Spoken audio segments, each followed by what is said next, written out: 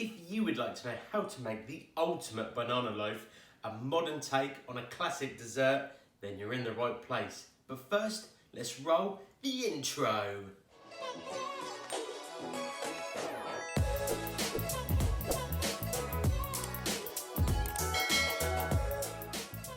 Welcome back to Simon's Bacon Isolation Inspiration. If you're new to the channel and you've only just discovered me, welcome.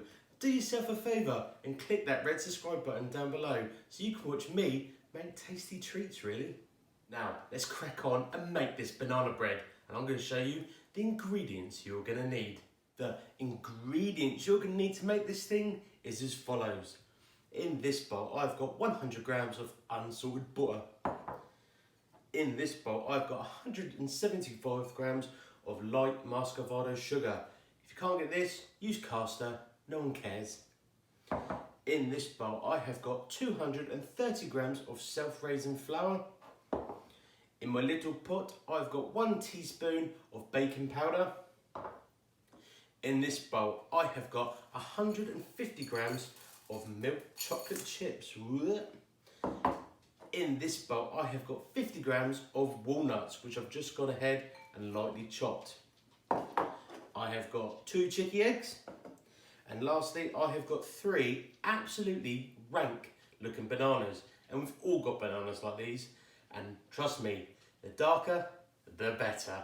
Now I know what you're thinking, Simon, why do we need to use bananas that look rank like these? Why can't we use fresh looking ones? Well, these are overripe. And trust me, this brown stuff isn't mould or anything like that. It's just the sugars that have come out into the banana, and these will be extra sweet. And they are perfect for this banana loaf. Now for you people at home that watch me all the time, you know exactly what I'm about to say. But for you newbies, have a listen up. This is the most boring job, so you'll want to get someone else to do it. And that's line a £2 loaf tin. If you haven't got a loaf tin, you can use a cake tin. It doesn't really matter. And here we go, let's make this loaf. First of all, get your butter and whop it straight in a bowl.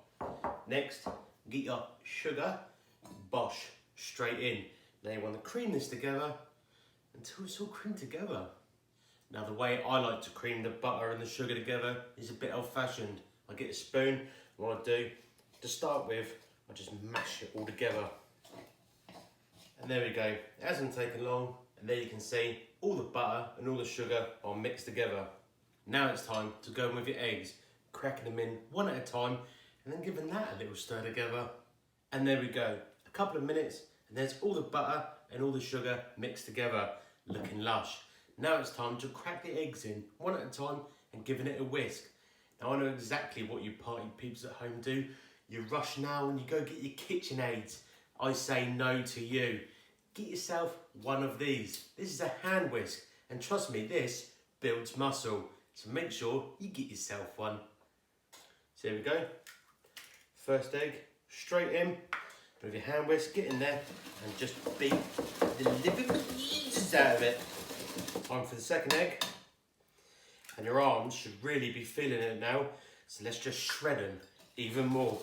And there we go. There's all the eggs mixed in. Now if it looks like it's curdled, that's because it probably has. But don't panic. We're going to sort that out when we put the flour in. So just set that aside for a minute and get your bowl with your bananas. Now you just want to peel these bananas into the bowl. And there we go. There is our 3 bananas in a bowl. Now get yourself a fork and just mash them until they're completely mashed, to be honest with you. There is our banana all mashed up. And you can tell when it's done, when it looks like something a baby's coughed up. But anyway, time to get all of that into the bowl. Now your banana's in with your eggery, sugary butter mixture. Just give that a little stir together. And now it's time to add the dry ingredients. So with your flour and your baking powder, just whop them together. Now get your little whisking finger on and just give that a little stir together. And now it's time to tip all of this, bosh, into that. Now, the secret to a good banana bread is not to overmix it. So you only want to mix it, folding it gently until all the flour is incorporated. And there we go. What once was curdled slop is now a delicious cake mixture. Now it's time to tip in your milk chocolate, but save just a handful behind. for later on. And now your chocolate chips are in a bowl, do the same with your walnuts. And once that's all in the bowl, just give that a mix together. Now, before we tip that into our tin, it's time to get the oven on. Gas mark 4 or 180 degrees. Get it on. And there we go. While the oven's on, now's the time to get all of our slop into our loaf tin. And there we go. That is all our mixture into our cake tin. And just give that a little wobble, just to make sure all the little nooks and crannies are filled. Now, with your leftover chocolate chips, just them up high, just sprinkle a few on top, and do the same with the walnuts.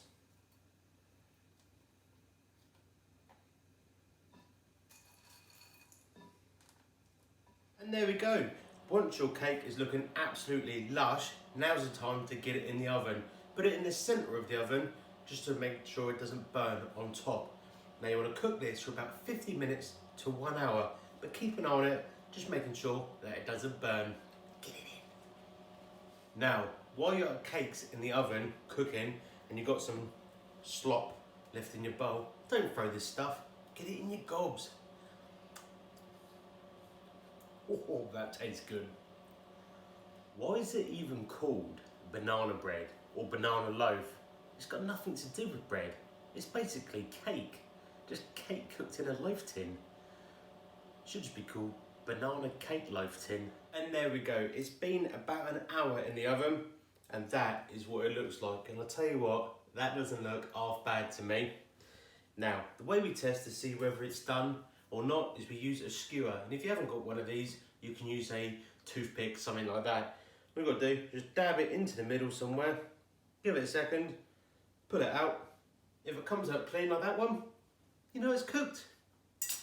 Easy, really. And there we go. That is our loaf done. Now we need to leave this to cool down. Now I know the temptation, it smells amazing. You just want to dive straight in. But trust me, have a slice of that when it's red hot and you're going to burn all your mouth up.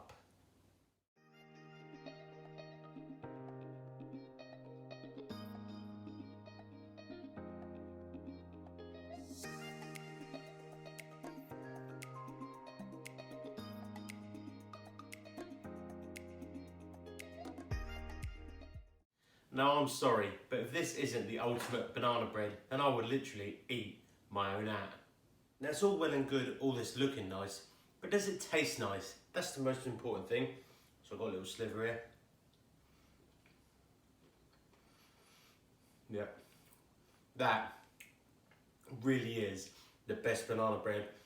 First thing you get is bananas, and then you get the sweetness of the chocolate, and then a nice crunch of the nuts. I'll tell you what, this is a proper winner banana loaf dinner.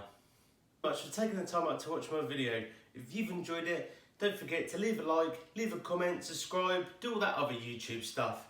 And until next time, peace out.